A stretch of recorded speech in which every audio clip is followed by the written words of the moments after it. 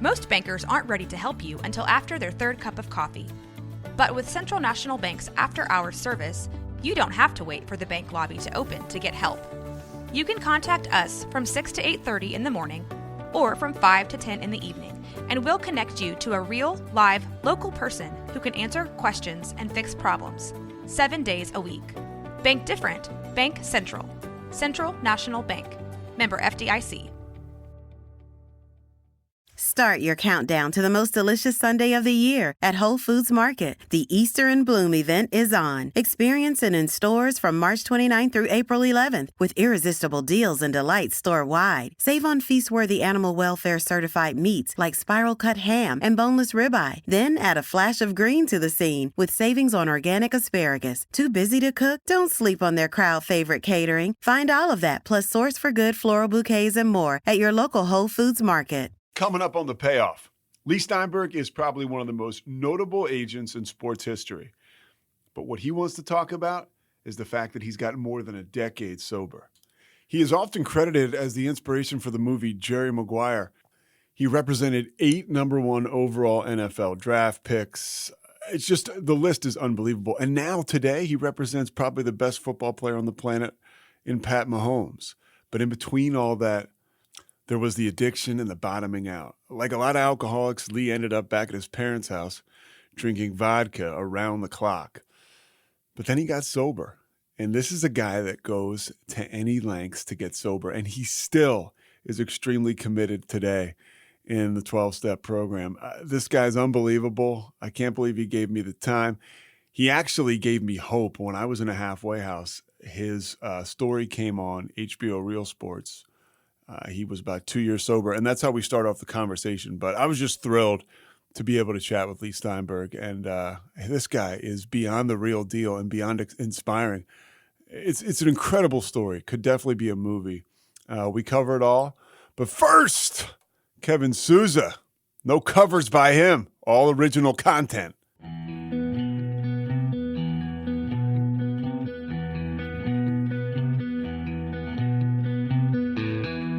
Stand by the ocean floor.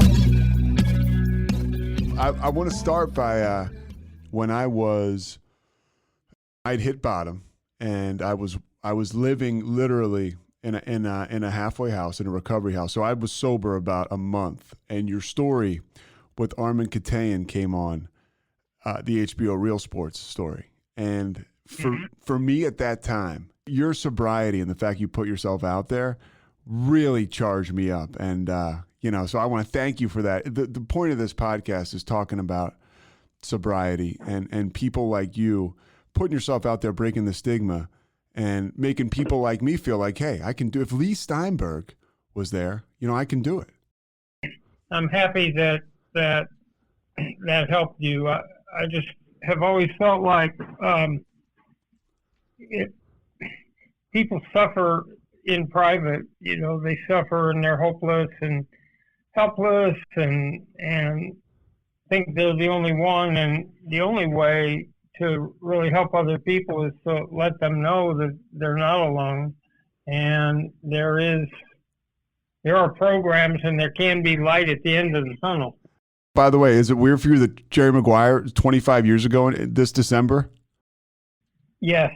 In some ways it seems like very distant, and in other ways it seems like yesterday. And that's been 25 years of people running up to me in airports and coming to my dinner table, asking me to say 4 words or saying them to me that start with "show me the money." Yeah. Is that something you welcome? If you go out in public, you're going to meet people and you're going to interact with them, and you better be gracious and you better, embrace the moment. They might be somebody interesting you'd like to meet. How often do people come up to you and talk to you about the fact that you've been open about your sobriety? All the time. And it actually sort of depends how I'm dressed. If you look the way you look on television, then people will come up, and if you're just sort of fitting in the crowd, then you just go ahead and live your life. But look, we live this short moment on the planet. And so the question is, how are we going to spend that time? I was brought up by a father who believed that two core values were incredibly important outside of spiritual ones. And that was one, treasure relationships, especially family. And the second was try to make a meaningful difference in the world and help people who can't help themselves. So to the extent that that my story of crashing behind alcohol and working my way back and continuing to do the things necessary to stay sober, if that helps someone else, then I'm really happy. You mentioned your parents. You were raised by a teacher and a librarian outside of Los Angeles, or I guess in Los Angeles. What was your childhood like? It was lots of fun. I had two brothers. We traveled a lot in the car.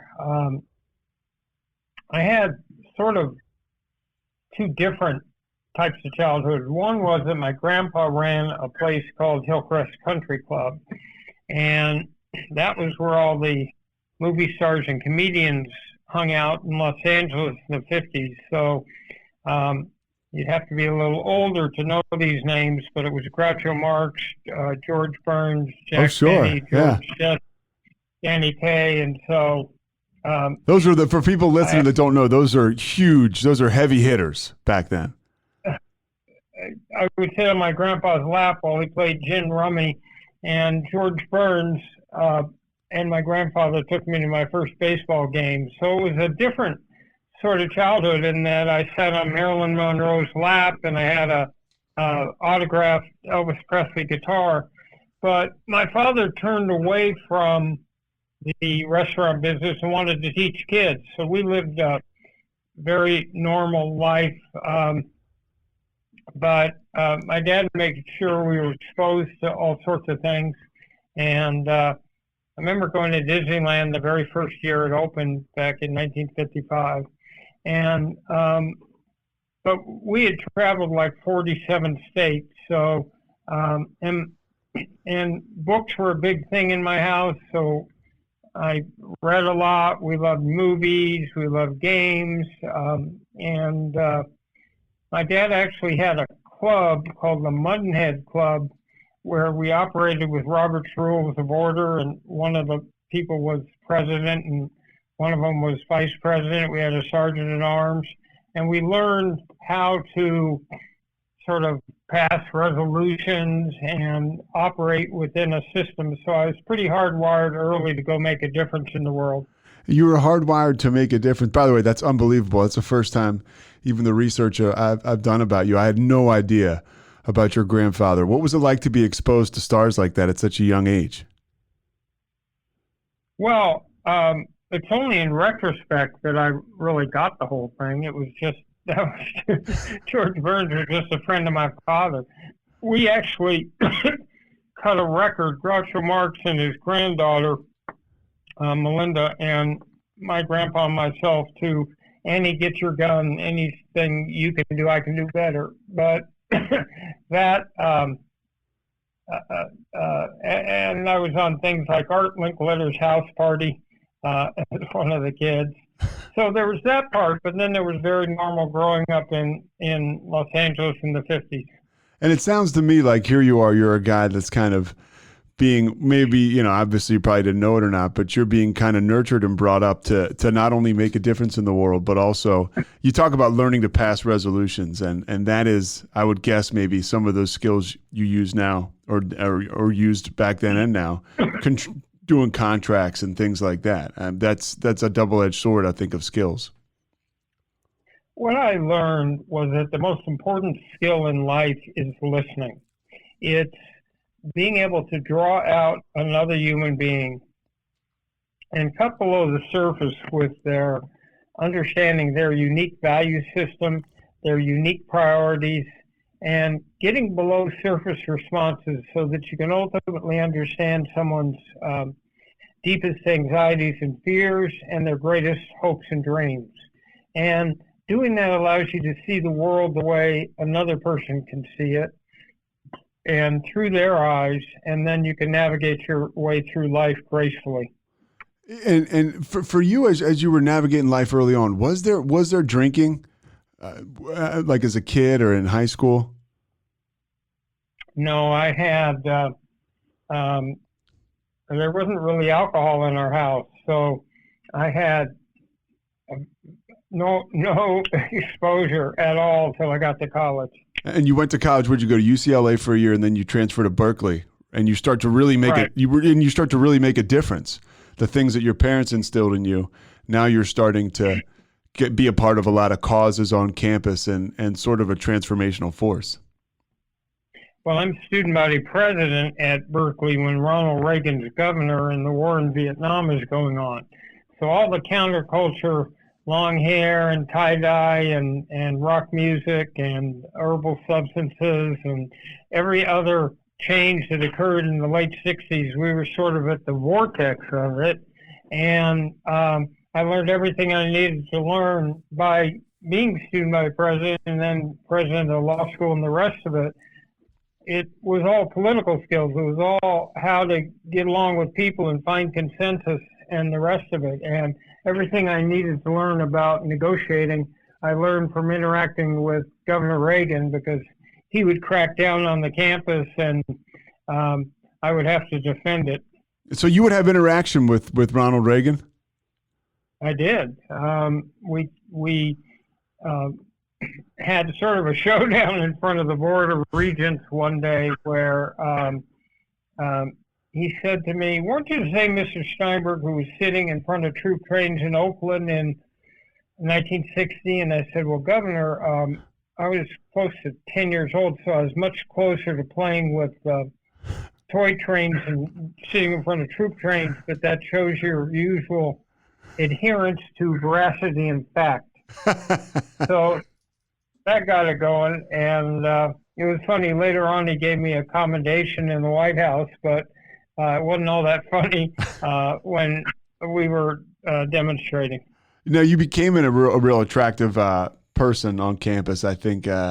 Is it true that you had Steve Bartkowski was on your hall, a quarterback? So I was going to law school, and I was an undergraduate. I was a dorm counselor in an undergraduate dorm. And law schools at real quick, law schools at Berkeley? Yes. Okay. It was called Gold Hall then. It was Berkeley's law school. And so I'm living in a dorm sort of as the RA or dorm counselor. And they moved the freshman football team into the dorm. And one of the students is the quarterback, Steve Bartkowski. I mean, we had other interesting people. It was only 150 guys, but we had a young guy named Steve who went down to Apple and Steve Wozniak. Steve Wozniak was in our dorm. We had Brian Maxwell, who went out and developed and created the company Power Bar. We had Rob Swenson, who was another all-pro football player. But anyway, I'm out of 4 years later, I'm out of law school. Bartkowski's become the first pick in the first round of the draft, and he asked me to represent him. So he'd already been taken first? Yes. Okay, and then he said, "Hey, will you negotiate my contract?" Yes. And you got him what, the biggest deal? Well, there had been at that point, and but remember how rudimentary and different those days were. Someone could say, "We don't deal with agents," and a franchise or a general manager could just slam the phone down, and there was no guaranteed right of representation. So it was a little different. And when we got to Atlanta, I saw how dominant athletes were as the movie stars and celebrities. So I thought, well, if they would go back to and retrace their roots to the high school community that helped shape them set up a scholarship fund, Boys or Girls Club. If they would then go on to the college and perhaps set up a scholarship like Steve Young did at BYU, or Warren Moon at Washington, or Troy Aikman at UCLA, or Edgerrin James at Miami, they could bond with those alums and maybe find mentors, but they'd stay close to that community. And then at the pro level, we challenged each of them to find some cause in their life they'd like to tackle. And so we would set up a charitable foundation with the leading political figures, business figures, and community leaders in that city. And there were programs like Warwick Dunn, the former running back of Atlanta, who put the 175th single mother and her family recently into the first home they'll ever own by making the down payment and having Home Depot, outfit it. So it's athletes changing lives. And so that's been the fundamental hallmark of the practice in the last 46 years. Do you think that's what made you so attractive to clients? I mean, young guys like a guy like Drew Bledsoe, or somebody who is from a small town and they come to the big city and they meet you, and you're sort of disarming. You were California cool, you were laid back, and you had different values probably than the other agents.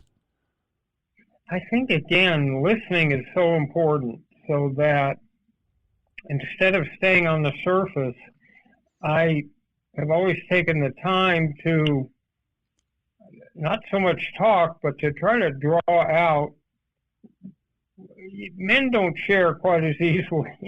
I'm sure some of your female listeners will attest to that. They're deep emotional feelings, right?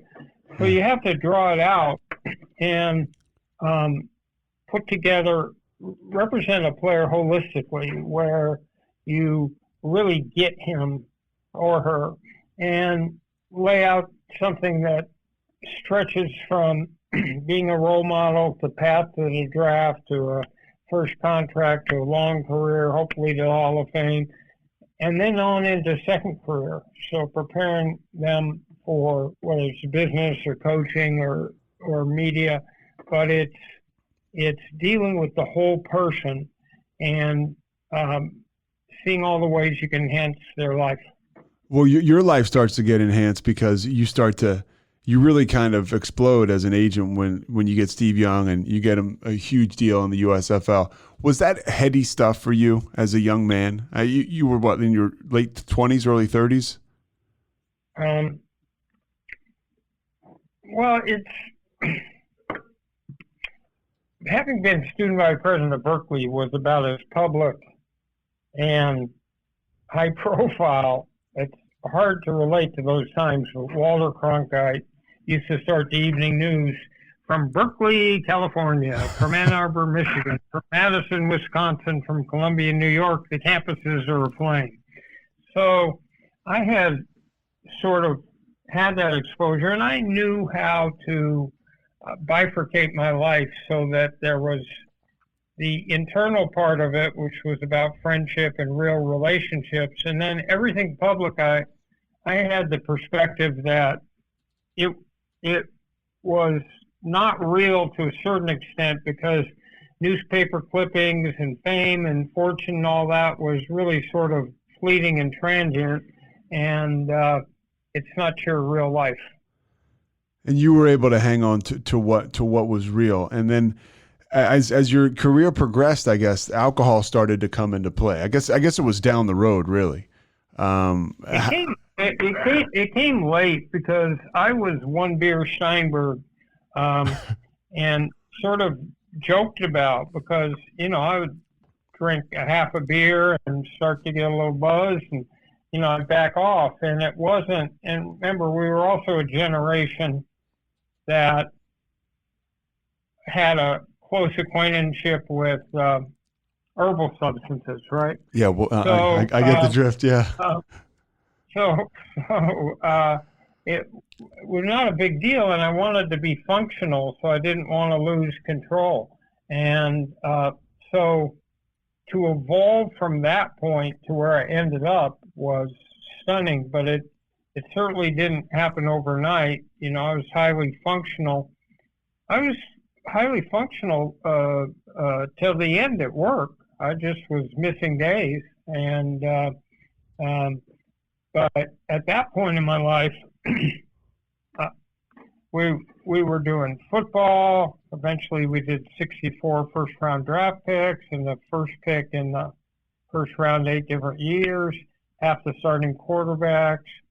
Eventually, 12 of the players got to the Hall of Fame, and baseball had a big practice with stars like CC Sabathia and Pudge Rodriguez and Sean Green and Matt Williams. And then in basketball, I had some high draft picks. And then I did boxing with Lennox Lewis and Oscar De La Hoya and the U.S. team at the World Cup. And all the way along, the athletes were doing amazing things in the world. And achievement was my drug. Achievement. And it was so exciting that I didn't really need to be intoxicated a whole lot. Yeah, and you mentioned you were kind of in the Disneyland of drinking. I mean, you were at your Super Bowl party was always the best. I knew that even back when I worked for Mike George and SFX. Like that Saturday Super Bowl party was everybody wanted to get into that. And when you say the Disneyland of drinking, what do you mean by that? That everywhere that alcohol was an integral part of the whole world I lived in. That people went out for a beer. There were endless amounts of banquets, endless amounts of events, and generally they'd have top drawer alcohol everywhere, and people would get drunk and then they'd laugh about it the next morning. And so you walk into commissioner's party, there's like a big ice sculpture with vodka going down it, right? There's when you walked into the commissioner's party, they would hand you a drink. As you walked in with scantily clad waitresses giving you drinks, everybody drank. And it was just a normal part of it. Remember that marijuana was against the law, but alcohol was legal. Yeah. And so early on, I realized I didn't have a ton of alcohol tolerance, and would start to get buzzed with the first drink. So, I had the normal experiences where,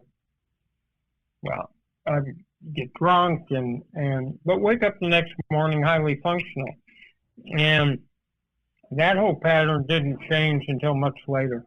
When did it start to become an issue? I mean, you've got this roster of clients. It's a who's who of the NFL.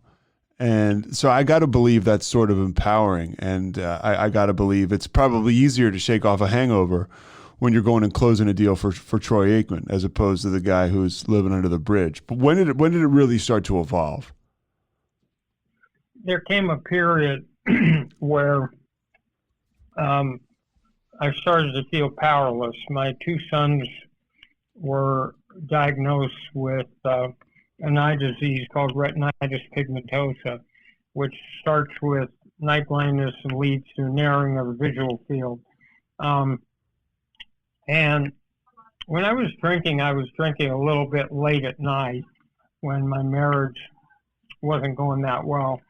But that would be at 10 or 11. I wouldn't spend, and I never drank during the day. But that happened. My father died a long death from cancer, which he had been a rock in my life. And we lost a house to mold we live in a beach city, Newport Beach, and we had to knock it to the ground. And eventually I felt like Gulliver, tethered down by Lilliputian On Gulliver's on the beach, Travels? Okay, yeah. right, with them sticking their little forks in me. I felt like I didn't have the capacity to protect my kids. My marriage was starting to break up, and I turned to alcohol. And I started drinking every night, but it was still manageable until I broke up with my wife, and I went in 2006 into my first apartment I'd had like in years, and all of a sudden there wasn't a structure around me, so there was nothing. I found out it was actually legal to do a very strange thing. It was legal to drink alcohol while the sun was still out, and which was not something I had done. And so all of a sudden, living on my own, depressed and all the rest of it, 2006, 7, 8, 9, and 10 became years in which I was struggling, and I tried to go to some rehabs, and I would master the knowledge about the dysfunctional brain, and I would understand brain chemistry, dysfunctional family, all of it, except I couldn't stop drinking. And were you trying to stop when you went to those rehabs? Were you trying to stop, or were you just kind of trying to put a plug in the jug for a little bit? In retrospect, I was a really good student and very enthusiastic, when I was in rehab. But whatever my internal problem was, I just wasn't getting the fact that I was actually an alcoholic. I wasn't getting the fact that my brain had changed in a way that made me unable to stop after I had the first drink, and that I was in the control of alcohol. When you just back up with me a little bit, you have this rough court case with David Dunn, right? He takes a lot of your clients. Was that part? I mean, was there drinking behind that too? I mean, because it's very public how successful you were. You can't say it enough. The funny thing is, when my pattern was different, when times were tough, like when people left our firm and the rest of it, then I toughened up. But it was in the aftermath of that. I had these core values, and I tried to run a business like that, and all of a sudden, I'm involved with betrayal and with things that sort of broke my heart. I just couldn't believe people would actually act that way. It's like, and that resentment starts. Right. And so, of course, there was woe is me, but we still had a great practice. All through this, we're having athletes raise money for charity. I'm doing the Secretary of State, Madeleine Albright, and I put together a program to take minefields out of in Cambodia and Angola and Mozambique. I trained 10,000 young people in the fight against hate, but there start to be days I miss where I start drinking early in the day, and all of a sudden I can get an alcohol content up that was much different than having a few drinks late at night, and much higher. And we're clever as alcoholics, and so there were people who tried to help me. I mean, they would take my wallet away, they would take my keys to my car away, and I'd be alone in my condo. But that didn't stop me from drinking. I mean, I would go down to the grocery store, and I'd say, me, I'm in here all the time. I forgot my wallet at home. all of a sudden they allow me to leave with a big bottle of vodka. And so our cleverness and stealthiness, is the undoing, right? So one that people didn't try to help me, they did. The world looks different behind the handlebars of a rad electric bike. Grabbing takeout looks less like greasy styrofoam boxes and more like a cross-town adventure. Ride shares look less like piling into the back of a car and more like grabbing fresh air with your friends. And commuting can even start to look like the best part of your day. That's because with Rad, the world is what you make of it, not what it makes of you. See for yourself with a 14-day free trial. Find your fun at radpowerbikes.com. Start your countdown to the most delicious Sunday of the year at Whole Foods Market. The Easter in Bloom event is on. Experience it in stores from March 29th through April 11th with irresistible deals and delights store-wide. Save on feast-worthy animal welfare certified meats like spiral cut ham and boneless ribeye. Then add a flash of green to the scene with savings on organic asparagus. Too busy to cook? Don't sleep on their crowd favorite catering. Find all of that plus Source for Good floral bouquets and more at your local Whole Foods Market. When you you had so many players that you represented in so many different sports and walks of life, did you ever have, and I'm not asking for names, but I got to assume there were people who bottomed out due to drugs and alcohol, and there had to be a plan that I would think you would probably institute because you were probably as close to these guys or girls as anybody. Did you ever think about that when you were kind of bottoming out? Like, man, like I remember when such and such was having problems and we tried to, did you have a better understanding for addiction? I understood it, but it was like I didn't understand how transformed my own brain had become. So yes, I understood it. Look, I went to some of the best rehabs in the country. I went to one that was $10,000 a day and was near Harvard and was the most sophisticated deal there was. I could not stop drinking until the end. And then I got to the point where I realized that I was missing too many days. And I finally broke denial, shut down my business, gave it to the younger agents, shut down my condo and went back in 2010 to live with my parents. And I had been reduced to sitting on my dead father's bed, and the only thought I had is, where can I find more vodka? And my life had been reduced to that point. And you got. I mean, you've been open about this. I'm not breaking any news, but you got, a DUI in 1996, which was okay. Whatever. But then, you get a public intoxication in L.A. or I guess somewhere in Southern California as the bottom is dropping out. And again, for me, just following, I'm like, man, Leigh Steinberg's walking around drunk. And were people like, wow, like it must have been a tough time. Yeah, I mean those, but I wasn't doing a lot of walking around. I had the misfortune of being pretty visible.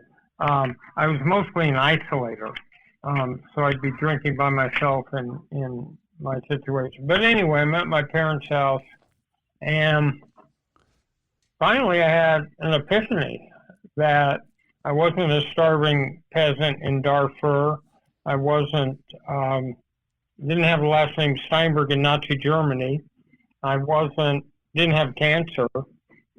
So what excuse did I really have not to live up to the admonitions of my dad and mom? And I was taken off to sober living. There was an indigent rehab place in Orange County, and they didn't have a bed. So I had the ignominious distinction of not being able to get into an indigent rehab. Yes, indigent rehab. But anyway, I went off to a sober living house in Orange County. So when you got sober, And- you went. You didn't go like the time it worked, which is just interesting, right? Like it takes what it takes. But you ended up going to a sober living, not a posh rehab. You were at a nuts and bolts sober. No, living.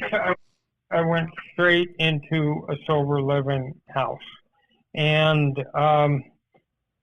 what I said to myself was this: I'm gonna not do anything in the world but be a good father and be sober. But I'm going to put sobriety first and being a good parent first. And there's all those times where you will say to people while I was drinking, I've got it this time. This time's different. This time I really, this time I mean it, and all the rest of it. And it never amounted to anything. So you weren't intentionally lying. That was your belief at that point. But alcohol was convincing me that distorted thinking. So I went there and I said, I'm not going to say a thing to anybody about the state of my sobriety. I'm just going to stack up days and do the work. So, I found a home group. I started working at 12-step. I got a sponsor. And I just did whatever they told me. What made it? Because that's what happened to me too. I mean, I was willing to go to any lengths. What do you think brought you to that? Because that's a spiritual decision. Whatever you consider a God or whatever else. What do you think brought you to that move, to that decision? Every time I thought I hit a bottom, there was a lower bottom, right? And I was so productive in work and everything that a lot of people were not intentionally, but enabling me to not confront it. But when I got to the point where I'm sitting on my deceased father's bed, and my life has been narrowed to a search for vodka, it's just, like I said, I had a bit of an epiphany, and just knew that can't be what I had been destined to do. That wasn't going to be the end of the life arc. And fortunately, I've been brought up by parents who were really optimistic. And we always thought everything would work out okay. And so faced with the detritus and destruction that I had to make a decision and be able to somehow, I heard from people who were sober that there was light at the end of the tunnel. And that's what I needed, to know that there was hope. I mean, there's people that you motivate in sports by kicking them in their derriere, and there's people that you motivate by telling them that if they do this, there's going to be a great result and everything's going to work out. And I'm the latter. So if there was a pony filled, I go walk into a barn, the pony filled with defecation. The barn's filled with defecation. I'm sorry. I'm sure there's a pony in there somewhere. And I'm sure. And that was the hardest thing because, it wasn't like I wasn't aware of how I'd self-destructed. But the point was, could I find hope? And I found hope through a unique fellowship. And they were very basic, which was surrender, find a higher power, get a sponsor, find a home group, work the steps in order, and then be of service to other people. And so, read a very special book. And so, Leigh, what started to happen to you when you started to go to those meetings? What kind of feeling did you get? Describe that for people. that I wasn't alone with this.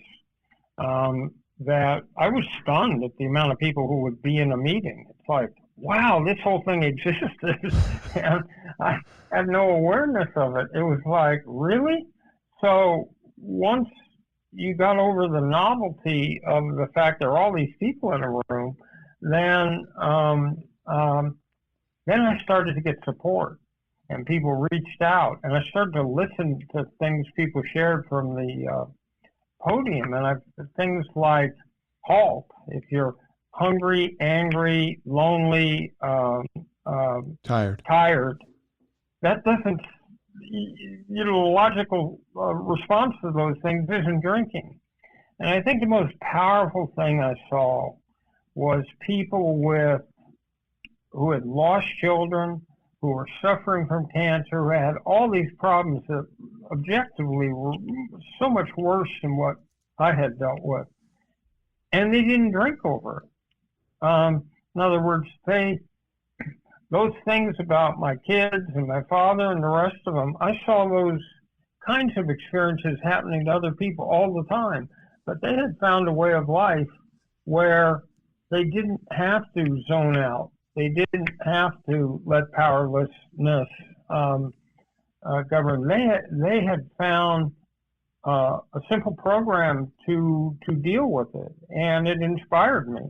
And I felt, a sense of closeness. And I didn't have a lot of money then, and so people would take me to lunch, or they would do different things, and there was a lot of kindness and a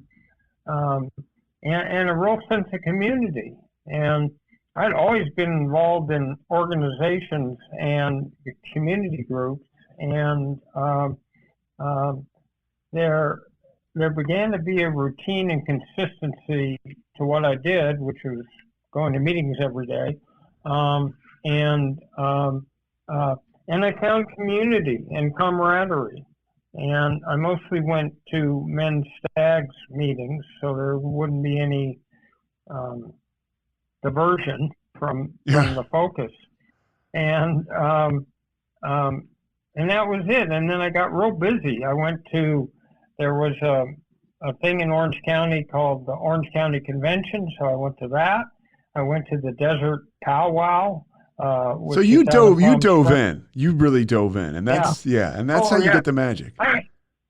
I ended up going to the international convention in San Antonio that year.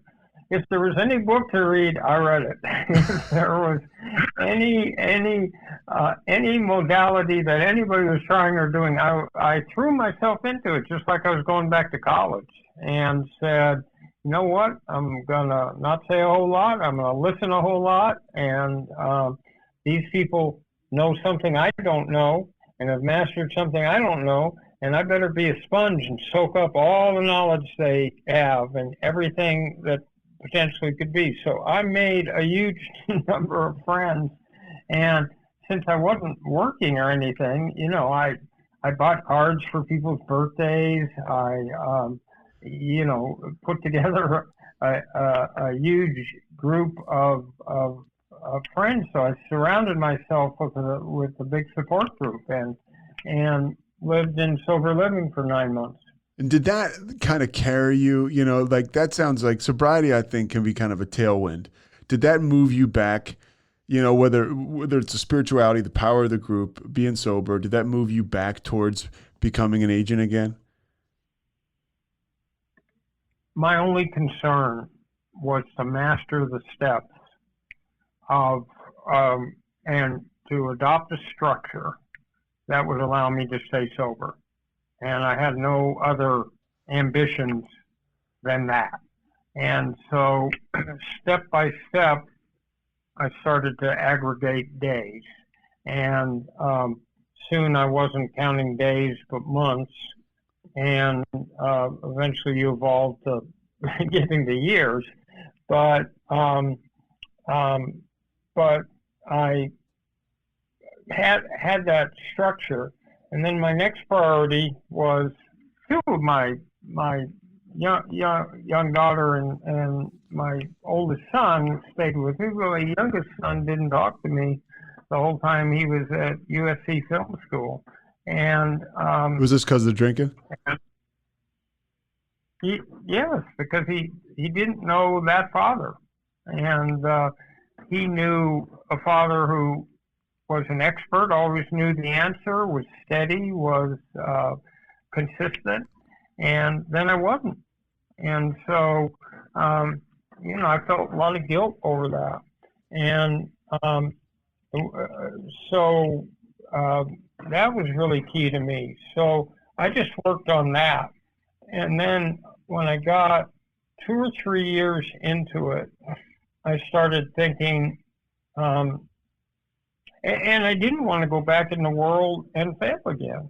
I didn't want to start to build relationships and do those things if I didn't have a firm handle on, I always think of myself as a bun in the oven. I'm cooking. I'll probably be cooking till I die.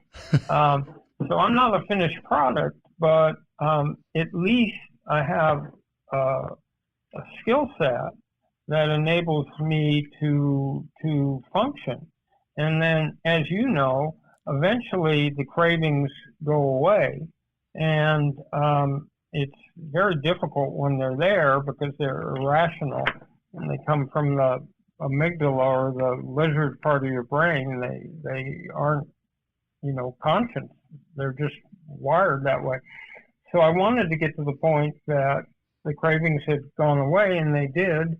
And eventually, I found some people that wanted to invest in a new company I do. They happened to be a group of oil men in Houston, and in late 2013, we put together a new company. And I knew I'd face all sorts of challenges, and you have to be realistic with yourself. So I thought through, well, you couldn't stay sober. How do we know you'll stay sober? I thought through, well, you didn't do a good job managing your own money. How can you do a great job for us? I thought through, you've been out of this for 5 or 6 years as an active agent. How do we know you still have contacts and all the rest of it? You're still relevant, or you're fairly old. You're 61 when you got sober, right? 60. I was 61 when I got sober. Yeah. So if we count the years until that my son would play, if we had 12 years, you're going to be old. You'd be sitting on a park bench with drool coming out of your mouth. Anyway, because I don't have a divine right to represent players, I just have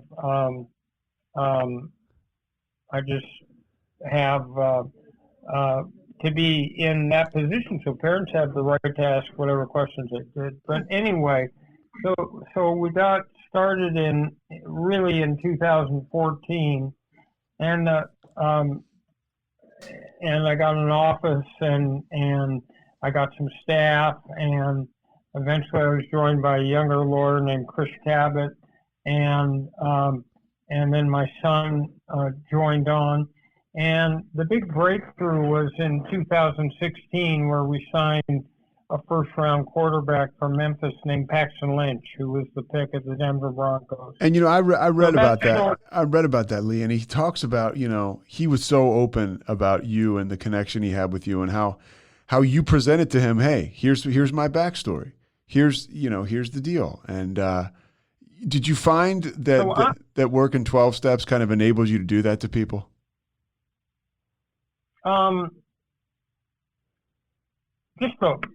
Yes, the whole concept of it. In other words, this is my past. This is what I did to myself. And then again, only talked about the years. Didn't make any representations as to the fact I can guarantee you that I'll stay sober or anything. It just, all I thought was important was action, was wasn't what was coming out of my mouth. It was the fact that I continued to stack days, and then months, and then years. And so I was really open with the people. And fortunately, a lot of the people in the world of sports are pretty accepting. And so we signed Paxton, and then the next year was Patrick Mahomes, and then, it's built from there. I got a couple more things, and then I'll let you out of here. But when you're talking to these guys and you're connecting with them, right? You're listening to them. Do you feel like recovery has almost made you better at your job? Well, it certainly has made me more understanding of how close the edge is between productive life and the apocalypse. And I never believed that something like that would happen to me, or that I'd let it happen, or that I'd be responsible for it. So, yeah, I think there's a level at which the whole process creates more understanding. I was never very judgmental in the first place. Some of the lessons that I relearned in Alcoholics Anonymous were lessons that came out of my upbringing. In other words, trying not to have resentments, trying to make sure that if I ever had wronged anybody, I would chase them down the street to apologize. In other words, those were things taught to me by my parents. And luckily, I came out of a house where if you spilled the milk, you weren't in big trouble. If you spilled the milk and lied about it and denied it, then you were in trouble. So, in other words, it was the sort of thing where there was an understanding, we don't expect you to be perfect. We expect you to be honest and open, right? So I had a lot of that, but it was, I had just lost my bearings and was so far away from, I was so self-absorbed and so far away from that yes, working steps help put that connection together with what I already knew. How active are you today? I mean, Pat Mahomes, you humbly mentioned about Pat Mahomes. That's a $450 million plus deal that you had a huge hand in putting together for this guy. And he's probably the best football player in the world. How do you stay grounded in sobriety? Are you still active in 12 steps? Oh, absolutely. So I just came back from a spiritual retreat that I've done for 12 years. And at that, we go through the 12 steps and we go away to a mission for 3 days. And all you're thinking about is the group and the rest of it. I go to regular meetings and I keep in touch with the whole group. And basically, the core of my life has stayed the same for the last 12 years. In other words, I'm pretty much living in the same place. I'm doing the same things, and I'm close to my sponsor, and what that does. Think about it this way: if you would dedicate like an hour a day to maintaining sobriety, you would have complete freedom for the other 23 hours, right? Yeah. So it's a pretty good trade. It's a really good trade. When you were divorced when you got sober. I always find this interesting. How does Leigh Steinberg start to date again in sobriety, or does he? What's that like? Well, I didn't do anything for the first few years. I had random experiences, but I had a wonderful girlfriend who I thought I was going to marry right before it, but she broke up with me, which was another stimulant.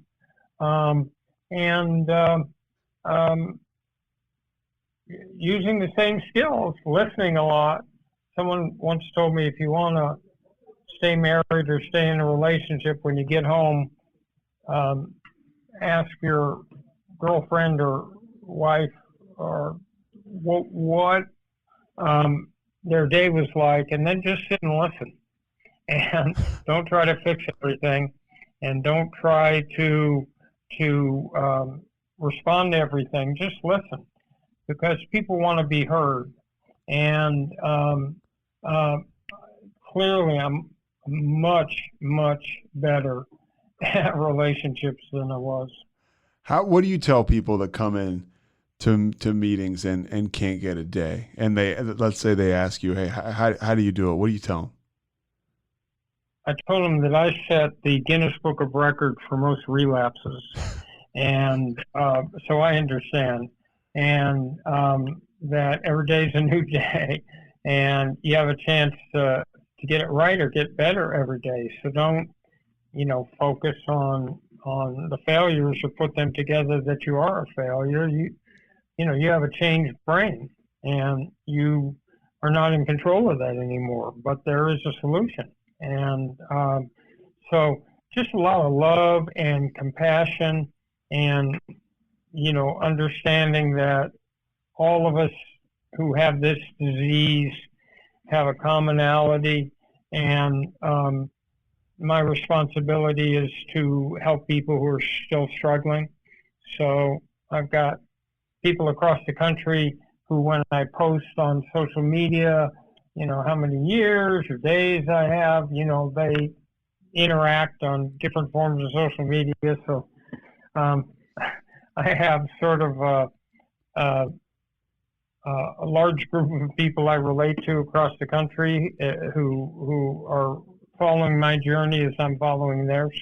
Yeah, I'm one of them. I mean, I love when you say, and I stole your line. You would post, hey, 10 years on the sunny side of the street. I was like, I like that. And that's it. That's what I tell people too, because it really is the sunny side of the street. It's good living. Right. And you want to be, somewhat subtle, and people who get what that is will be helped by it. And people who don't, well, they don't need the help. What are you doing with Steinberg Sports as far as with the name, image, and likeness? Where do you see that going? I think it's revolutionizing the way players are compensated.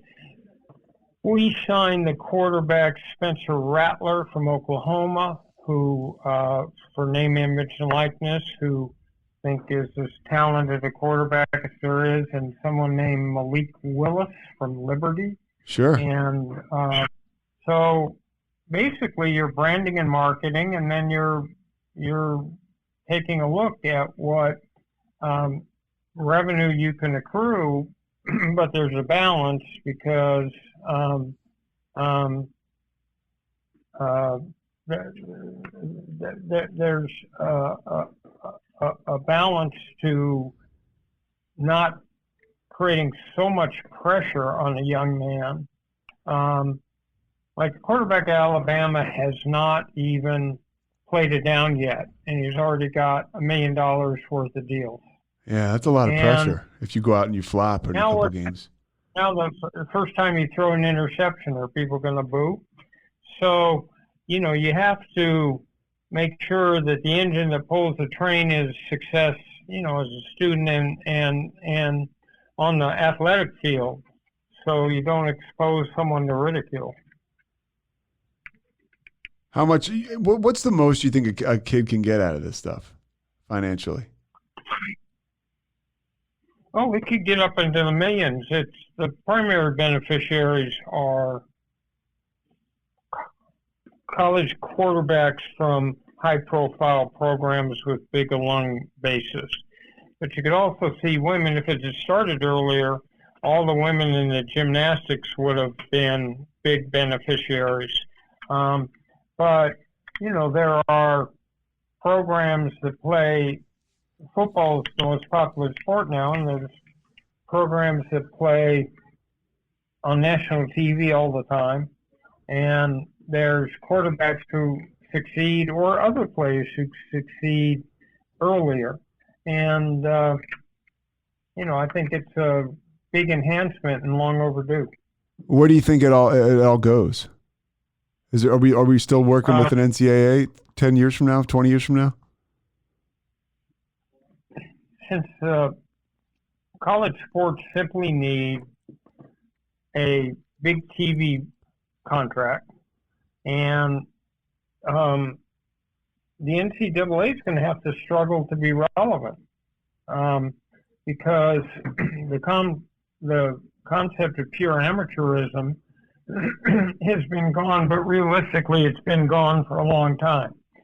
So you see what the SEC is doing, and they added Texas and Oklahoma. I mean, they've got the strength, and the big colleges have the strength.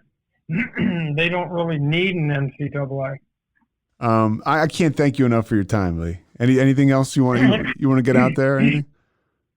No, if you're out there and you're struggling and you're hopeless and depressed and confused, I was there, and there is help available.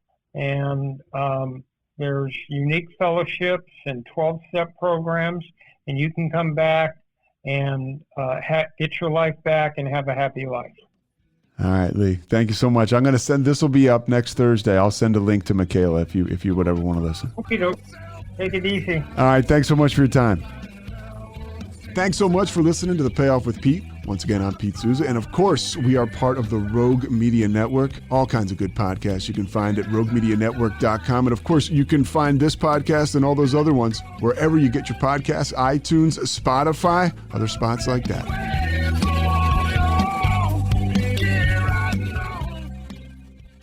If you have a quick second, I want you to go ahead and give back a little bit to what has so freely given to you. No, I'm just kidding, but I would love for you to go to the Rogue Media website and go ahead and click on a survey at the top. It's ROGUE, that is Rogue, the word media network, roguemedianetwork.com. Take the survey. Come on, you don't have to pay anything for this. Take the survey. Thank you. This has been a Rogue Media podcast.